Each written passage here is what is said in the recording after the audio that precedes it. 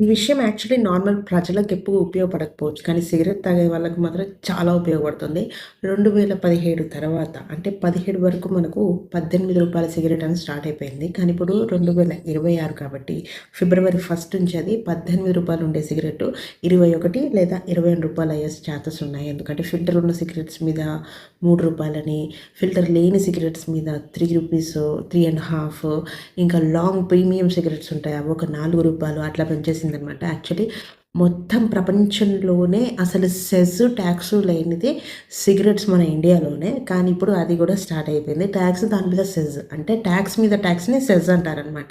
So ఇంత పెంచేస్తుంది. అందుకే ఇప్పటికైనా కూడా అంటే లంగ్ పేషెంట్స్ పెరిగిపోతున్నారు, క్యాన్సర్ పేషెంట్స్ పెరిగిపోతున్నారని ఇనిషియేటివ్ తీసుకొచ్చింది గవర్నమెంట్.